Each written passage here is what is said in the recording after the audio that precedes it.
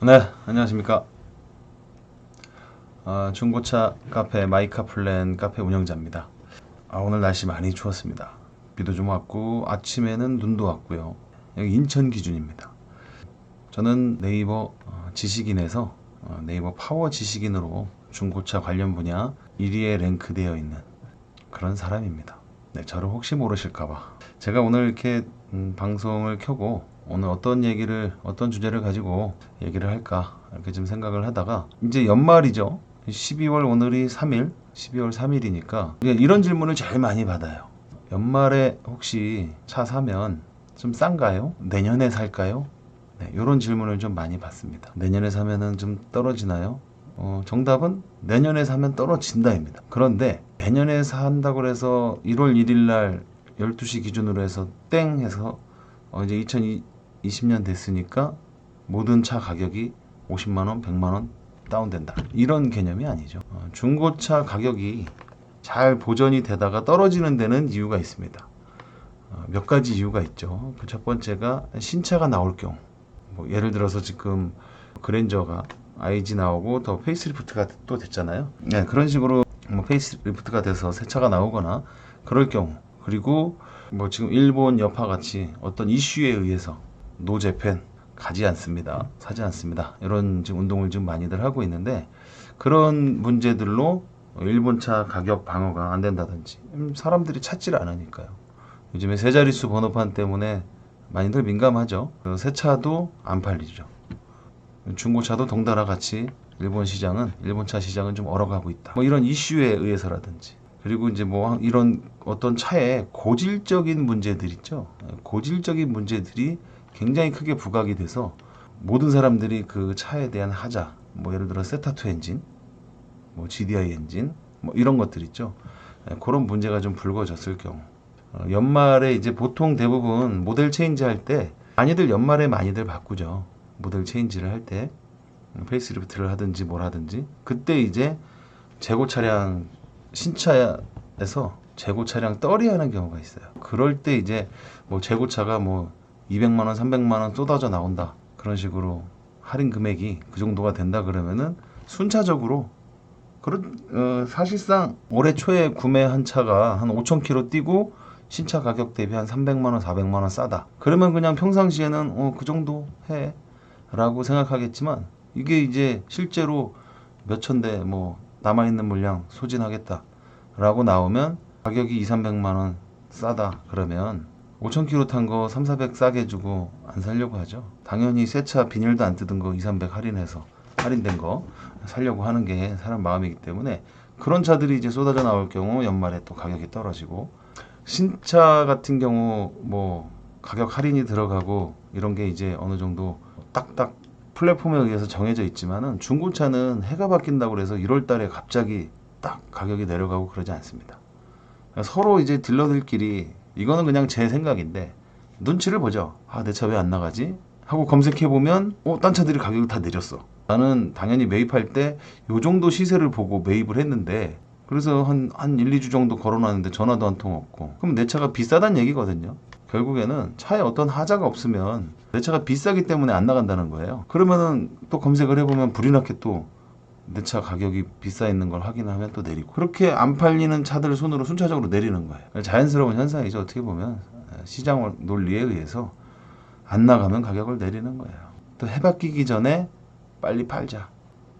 해가 바뀌면 가격이 떨어지는 건 당연하니까 해 바뀌기 전에 빨리 팔자. 근데 제가 여러분들한테 드리고 싶은 얘기는, 이거를 뭐 무조건적으로 해가 바뀌었으니까, 해가 바뀌면 시세가 떨어질 테니까 기다렸다가 사자, 이런 게 중요하지 않습니다.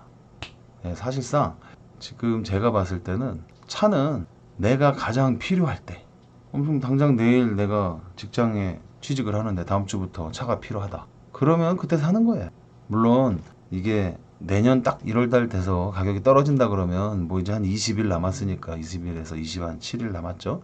기다리겠지만 1월 달 돼서 가격이 갑자기 떨어지는 게 아니기 때문에, 어느 정도 내년 시세가 반영이 되려면 아까 제가 말씀드렸던 여러 가지 상황들, 서로 시세 검색해가면서 내리고, 왜 안 팔리지 내리고, 이런 것들이 어느 정도 진행이 되는 한 3월 달쯤 돼야 가격이 좀 떨어진다. 그렇게 인지를 하시고 그때까지 기다릴 수 있으면 뭐 좀 더 싼 가격에 살 수 있으니까 네, 기다릴 수 있는 거고요. 네, 제가 지금 자꾸 이렇게 하는 이유가 문을 열어놨더니 저희 키우는 강아지가 지금 지금 계속 들어오려고 그러네. 네, 문 좀 닫아주세요. 문을 닫고 원래 했어야 되는데 이제 문을 닫았습니다. 그래서 내년 3월 정도면은 당연히 가격이 떨어지는 거는 맞습니다. 그때쯤 돼서 좀 저렴하게 살 수도 있고요. 그리고 또 한 가지는 저도 이제 이거는 제가 뭐 한 16년간 딜러 생활하면서 경험한 건데 지금 이렇게 딜러들하고 통화를 하잖아요. 그럼 저도 약간 좀 세게 나가요. 사장님, 해 바뀌기 전에 손님 붙었을 때 빼시죠. 그러니까 그 차가 굉장히 인지도 있고 인기 있고 막 엄청나게 전화를 많이 받는 차 같으면 저도 이제 차를 갖고 있는 차주 딜러로서 전화가 되게 많이 들어오는 차다. 그러면은 좀 세게 나가요. 이건 팔리겠구나. 그럼 여지없이 나갑니다. 조건이 좋으니까. 내가 갖고 있는 차가 특수성이 있으니까, 희소성이 있으니까. 근데 누구나 다 갖고 있는 차를 제가 해가 바뀌기 전에 차를 계속 갖고 있지는 않을 거거든요. 그리고 딜러들이 차를 매입할 때 일반적으로 재고금융이라는 걸 써요. 이 재고금융은 캐피탈사에서 각 상사한테 상사 이전이 돼 있는 차량에 한해서 그 차의 잔존가치의 한 90% 정도만큼, 그러니까 거래되는 금액의 한 90% 뭐 내지는 뭐 95% 아니면 한 85%, 그 정도 수준에서 재고금융이라는 걸 내려줍니다. 근데 이 재고금융이 뭐 이자가 조금 싼 데는 5%, 6% 뭐 이렇게 되고요. 근데 또 이게 3개월이 지나면 일정 부분을 갚아야 되고 이자율도 올라가요. 그러면 차를 3개월 이상 한 달, 두 달 가지고 있으면 이자를 한 달에 한 번씩 정산을 해야 된단 말이에요. 그 이자 금액도 자기의 마진에 어느 정도 포함이 되기 때문에 오래 갖고 있으면은 딜러들은 손해예요. 물론 자기 돈 들여서 뭐 안 팔리면 뭐 내가 타지 뭐 내 손님한테 팔지 뭐 이렇게 생각하는 딜러도 있습니다. 근데 대부분의 딜러가 이 재고금융이라는 거를 써서 차를 매입을 하기 때문에 제가 봤을 때는 차를 오래 갖고 있으면 딜러들은 불리해요. 어쨌든 딜러들은 불리하니까 저도 연말에는 차주 딜러들한테 협상할 때 해바뀌기 전에 손님 붙었을 때 빼시죠. 그렇게 말씀을 드리는데 제가 엊그저께 판매한 차는 사실 금액 내고를 아예 뭐 못 받았어요. 네, 여기 지금 구매 후기 보면 올유모닝 JA 구매 후기입니다 해가지고 이거 쓰신 거 있죠? 이 차가 보면은 성능지 보면 11월 29일인가에 성능을 맡았고요. 28일인가 29일. 그날도 주말이었는데 엊그제 전화가 엄청 들어온대요. 이 차 때문에. 이게 왜 전화가 많이 들어왔냐면 이 내비가 순정이라서. 그러니까 근데 이분이 내비가 순정이 아닌 차, 그러니까 내비가 없는 차하고 가격을 똑같이 올렸어요. 그러면 조건이 같은데 얘는 내비가 순정이 있고 890이고 어떤 차는 내비가 없고 890이었어요. 버튼 시동, 뭐 열선 시트 다 들어가 있고. 그래서 이 차가 전화를 엄청 많이 받는 거예요.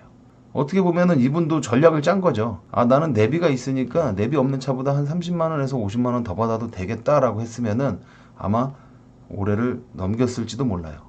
그래서 내비 없는 차가 이 가격이네. 그러면 나는 내비가 있으니까 얘하고 가격만 같이 놔도 내 차가 먼저 빠지겠구나. 그렇게 생각해서 그 가격에 올린 거죠. 그러면은 결과적으로는 우리가 내비 있는 차를 내비 없는 차 가격에 산 거예요. 그럼 해가 바뀌기 전에 싸게 산 거랑 말만 다를 뿐이지 맥락은 같은 얘기죠. 차는 여러분들이 정말 필요할 때, 이거는 이제 처제분 저한테 18년도에 더뉴 K3 판매하시고 이번에 처제분 출퇴근용으로 사러 오셔서 이렇게 해서 제가 이렇게 이분하고 이제 계속 문자 주고받은 예전에 K3 판매할 때부터 2018년도 1월 달에 K3 처음에 저한테 위탁 맡기시고 판매할 때부터 이제 저희는 리얼이기 때문에 제가 뭐 저번 방송에서 말씀드렸듯이 한 달에 50만 원만 내면 카페 회원수 기본 3만에 뭐 후기 한 달에 20개 이상. 유튜브도 마찬가지죠. 구독자 수 몇 명 늘려주고 그거 클릭해가지고 어떤 식으로 클릭하는지는 모르겠어요. 클릭하게 해가지고 어떤 프로그램이 있겠죠. 조회수 올려주고 구독자 수 늘려주고 그런 거 없이 저희는 진행이 되니까 이렇게 카페가 운영이 되니까 제가 예전에 거래하셨던 것부터 다 쭉 올렸어요. 그런 식으로 해서 이분이 이제 내 차가 잘 팔리고 있는지 확인하고 싶다고 하셔서 제가 저희 딜러 전산에 휴대폰에서도 이제 엠파크 전산을 볼 수 있으니까 이렇게 잘 나가고 있습니다. 네, 그래서 저런 사진이 궁금해서 여쭤봤습니다. 뭐 이런 식으로 해서 이번에 이제 2019년 11월 18일 날 저한테 카페에 구매 문의 남기시고, 네, 이번에 이제 처제분 차량 구매로 이분들이 뭐 바쁘셔가지고 차만 한 대 보시고 정말 아까 그 계약하신 차 한 대 보시고 본인들이 결정할 거였으면은 뭐 바로 가서 했을 텐데 이제 장모님 허락을 맡아야 돼가지고, 네, 여기서 이제 장모님 허락 떨어졌습니다 해가지고 아직 시집 안 간 처제분이라서 장모님이 이제 조금 보조를 해주시는 것 같더라고요. 네, 그렇게 해가지고 그냥 사진으로 성능 보내드리고 금액 내역서 보내드리고 계약서 보내드리고 인적사항 받고 계약서 보내드리고 작성해서 사진 찍어 보내드리고 그렇게 해서 탁송까지. 네, 사실은 그날 오셔서 그날 계약을 하시고 그날 차를 가져갔으면 저희가 이제 인증사진이라고 그래서 차 앞에 놓고 사진 한 장 찍고 그렇게 하는데 그런 사진이 없었기 때문에 제가 일일이 저희는 이렇게 거짓으로 차를 판매하지 않습니다라는 것을 보여드리기 위해서 이런 식으로 이제 계약하는 과정들을 다 적어 보내드렸는데, 뭐 어쨌든 이런 식으로 해서 지금 차를 샀을 때 어느 정도의 연말 효과, 감가 효과를 누릴 수 있다라는 거죠. 일반적으로 딜러들이 위축이 돼 있어요. 이제 연말이 되면 손님도 별로 없는데 이 차 해넘기면 힘든데 빼자, 빨리 빼자. 그리고 또 한 가지는 딜러들이 차를 거래하는 데가 많잖아요. 그러니까 신차 영업소든 뭐 경매장이 됐든 거래하는 곳이 많으면 기본적으로 박리담회예요. 이거를 가지고 계속 주차장 자리 차지하느니 앞으로 들어올 차가 많기 때문에 빨리빨리 빼자. 순환을 빨리 시키는 게 나한테 이득이겠다라고 생각하는 딜러들도 많아요. 그런 식으로 연말 효과라는 게 어느 정도는 작용을 하니까 참고하셔서, 다만 차는 내가 정말 필요할 때 사라. 내년까지 기다릴 수 있으면 내년 시세에 맞춰서 싸게 사면 좋잖아요. 이전비도 싸져요. 내년에 사면 중고차 잔존 가치가 떨어지기 때문에 감가율이, 그래서 이전비도 싸지고 가격도 싸고, 그래서 뭐 내년 한 2, 3월쯤에 차를 사시라 이렇게 말씀을 드리겠고요. 그리고 신차를 사시는 분들은 이전할 때 올해 이전하는 것보단 내년에 이전하는 게 좋죠. 무슨 얘기냐면 지금 2020년형이 아마 한 8, 9월 달부터 나왔을 거예요. 어떤 모델에서는 한 7월 달부터 나왔을 거고 8, 9월 달부터 이렇게 나왔을 텐데 지금 이제 12월 한 20날, 25일 출고됐다. 그러면 바로 이전하시면 2020년형인데 2019년에 등록한 9년식이 되는 거예요. 무슨 얘기인지 아시죠? 자동차 등록증을 보면 저 이제 얼굴이 어떤 분이 이제 얼굴이 떠다닌다 그래가지고 별로 그렇게 특별한 조명을 제가 따로 설치하거나 그러진 않았는데 안 보이실 것 같기는 해요. 네, 여기 지금 보면은 최초 등록일 이 자동차 등록증 잘 안 보이시죠? 최초 등록일이 자동차 등록증 맨 위에 있고요. 그 밑에가 이제 형식 및 모델 연도 해가지고 얘도 마찬가지 2017년 12월 21일 날 등록한 차예요. 근데 형식은 2018년형이고 그러면 이분이 한 9일만 참고 1월 2일 날 신정이니까 1월 1일은 이전 못하고 1월 2일 날만 등록했어도 되게 웃기죠. 날짜 며칠 차인데도 이건 2018년형이 되는 거예요.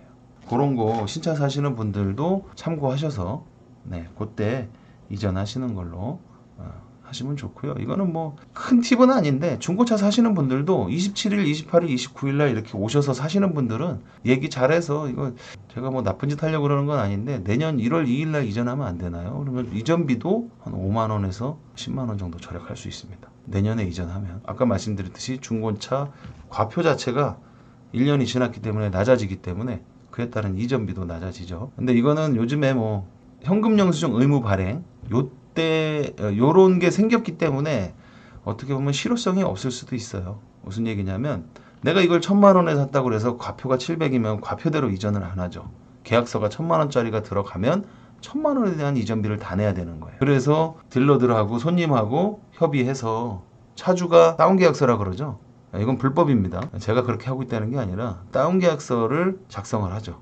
과표 수준의 만큼의 계약서 금액으로 작성을 하고 손님도 100만 원당 이전비가 뭐 한 7만 원이 이득이다, 8만 원이 이득이다. 그러면 당연히 300만 원, 400만 원 깎는 것도 괜찮다고 생각해요. 그것만 해도 벌써 400만 원만 깎아도 48, 32, 30만 원 돈이 이전비가 붙는 거니까. 현금 영수증 1,000만 원짜리 받아봐야 혜택이 뭐 3, 4만 원밖에 없잖아요. 그래서 서로 동의하에 그렇게 다운계약서 작성을 하게 되면 그런 식으로 이전비를 좀 싸게 가져갈 수도 있다. 근데 하지만 불법이다. 그런 것들을 제가 좀 잠깐 말씀드렸고요. 하여튼 차는 필요할 때 여러분들이 구입해서 잘 타고 다니시면 되겠습니다. 자, 다음에 또 다른 주제로 다시 이야기 나누도록 하겠습니다. 감사합니다.